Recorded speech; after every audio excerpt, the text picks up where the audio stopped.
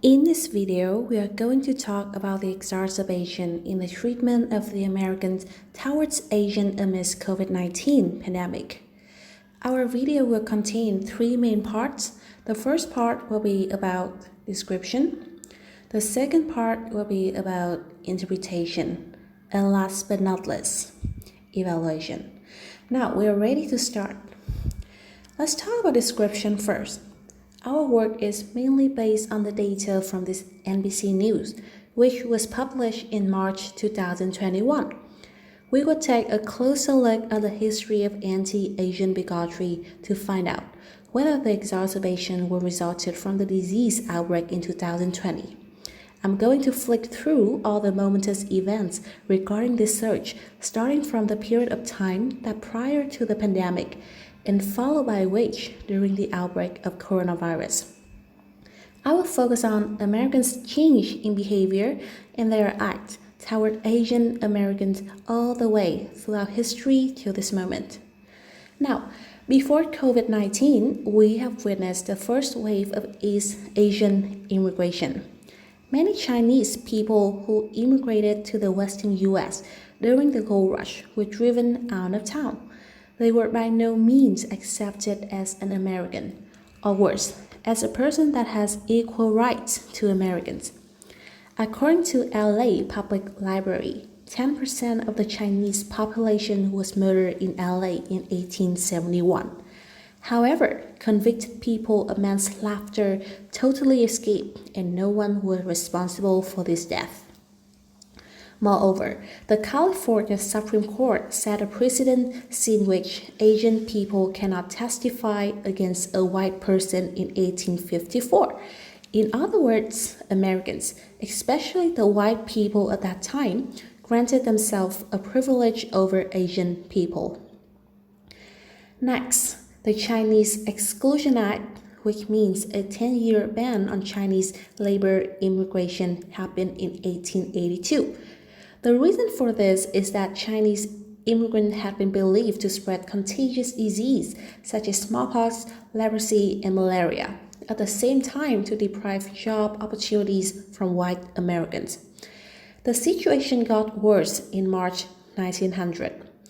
A body of Chinese persons was suspected to be caused by the plague that led to the whole of San Francisco Chinatown to be in quarantine.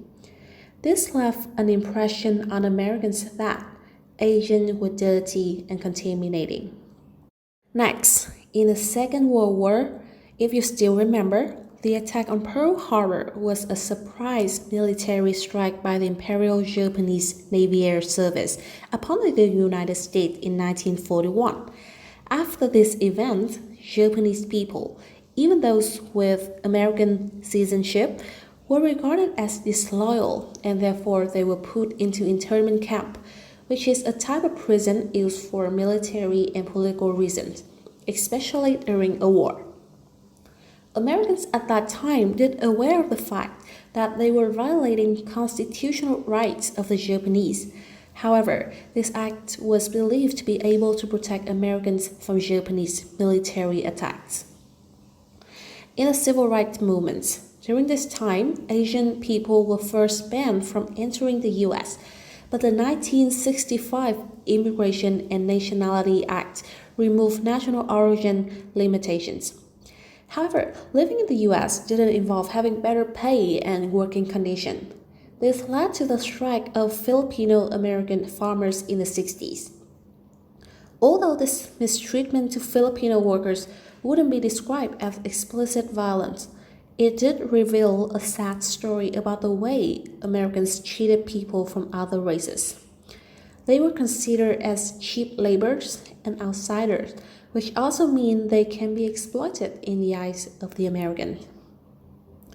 With a ceaseless flow of anti-Asian bigotry, the murder of a Chinese took place in 1982.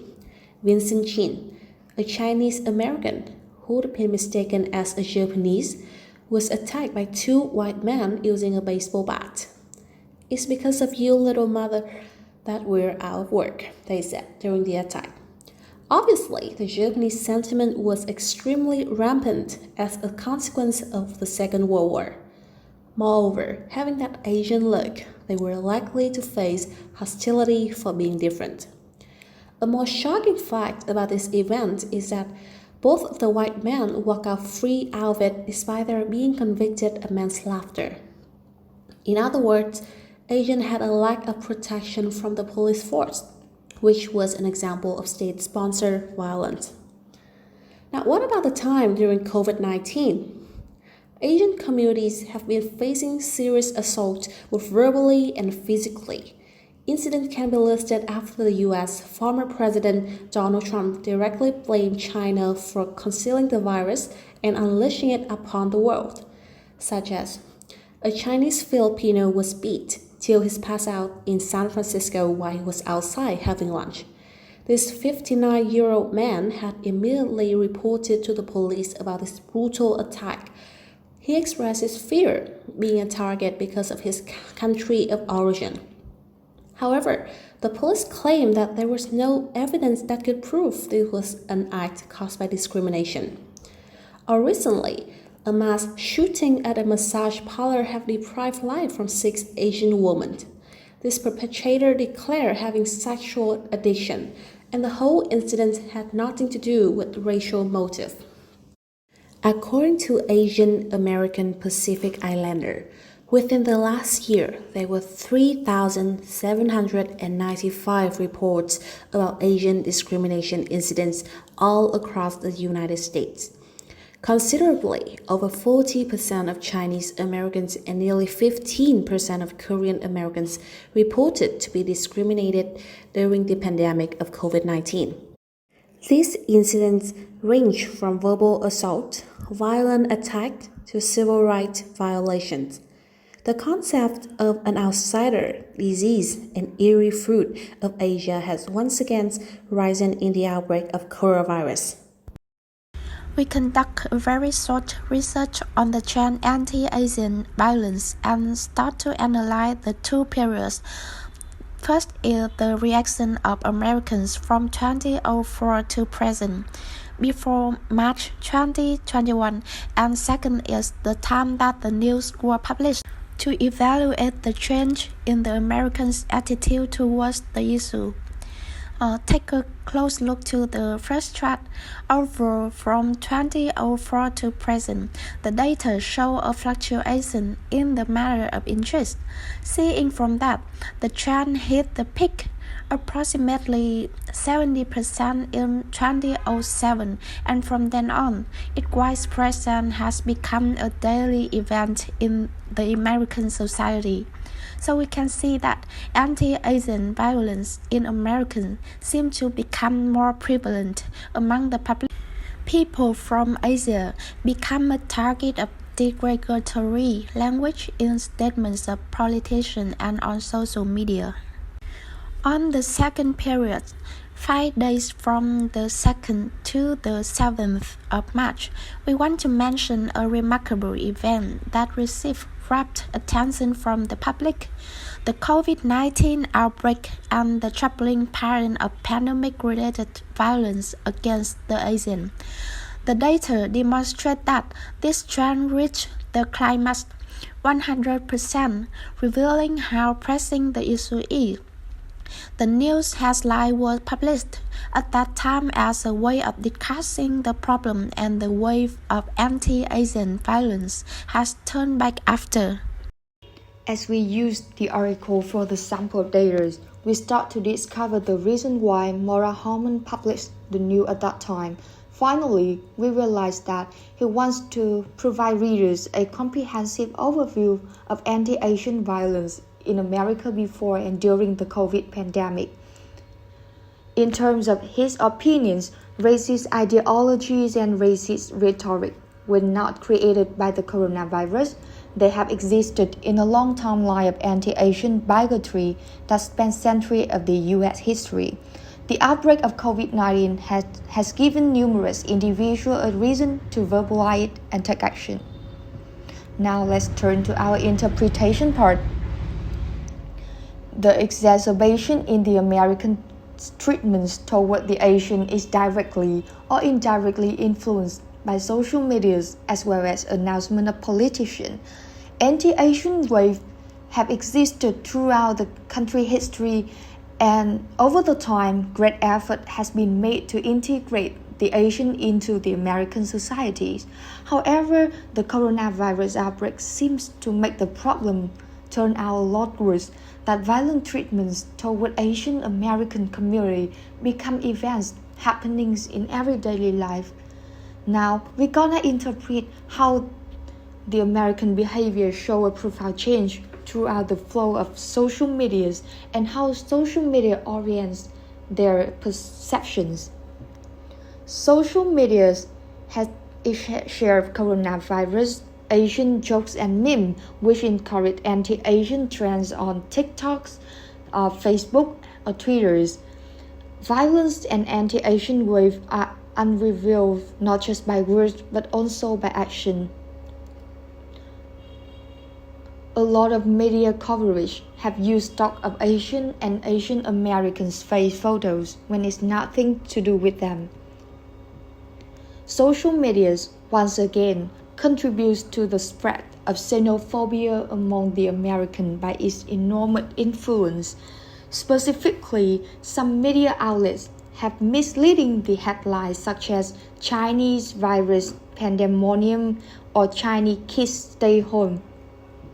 As of early April 2020, there have been around 72,000 posts with hashtag Wuhan virus and 10,000 others with hashtag Kung Flu on Instagram, which creates a new playground for racism and discrimination.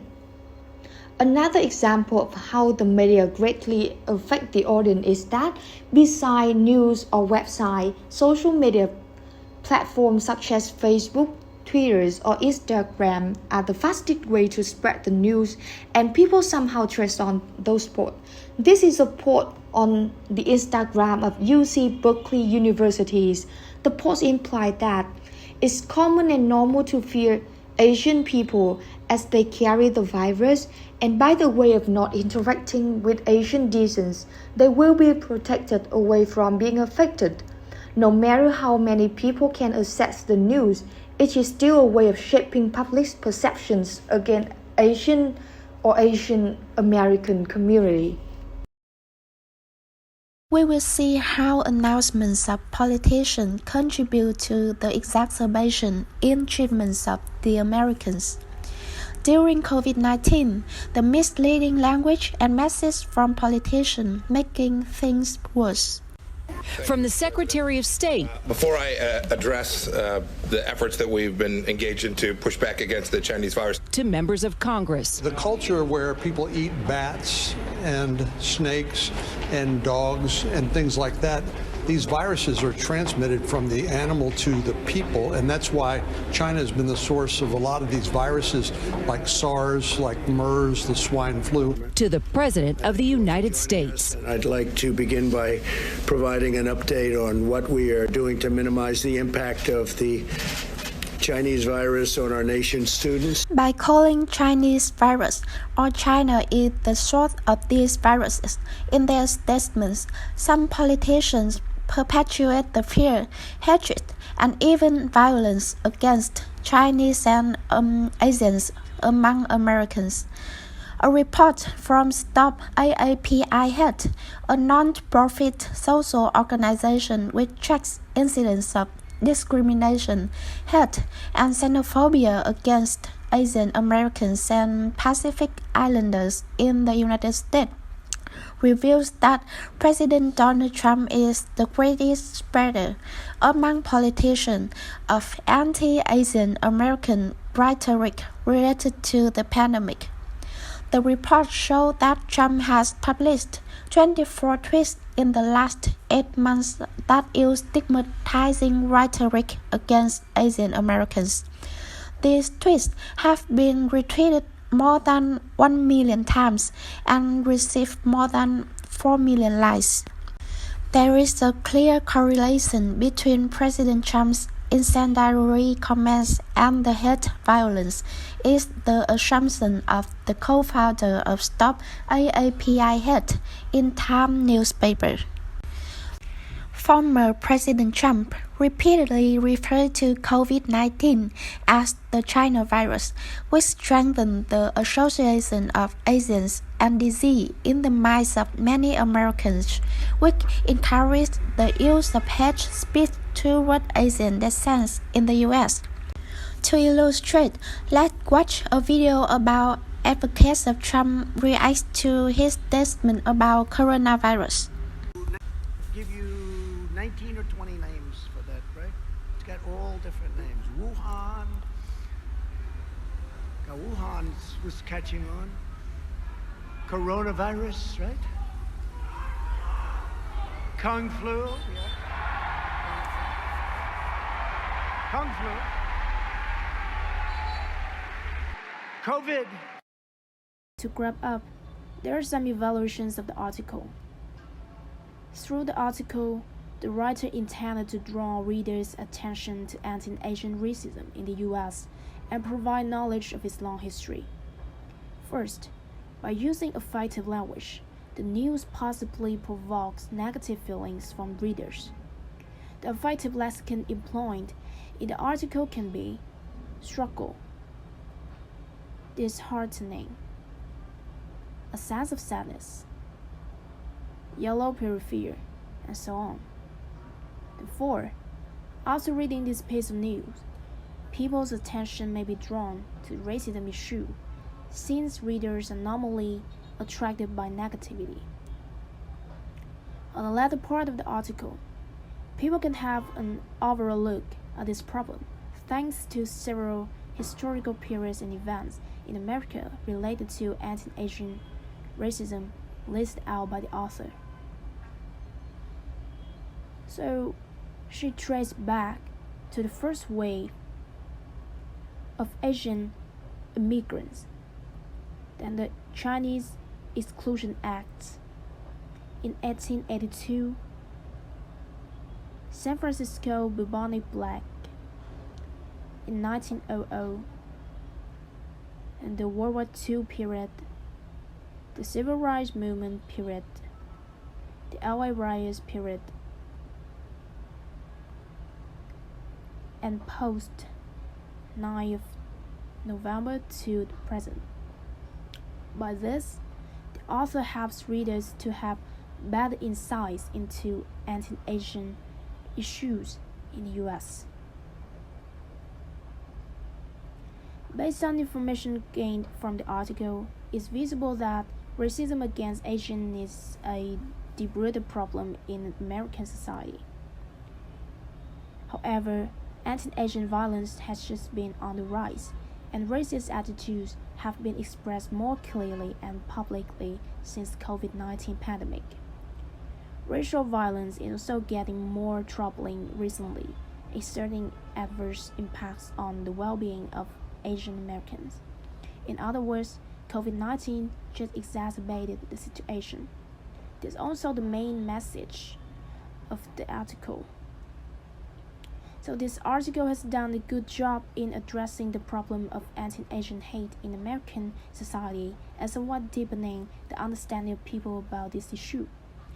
Some may still misunderstand the root of the matter and hold the belief that the cause of racism towards Asians is COVID-19 pandemic and its association with China's image. Nevertheless, the piece of news can change their minds and get them to look at the underside of the iceberg, that is, in this case, the long history of anti-Asian issues of the U.S. That's also the end of our presentation. Thank you for your attention.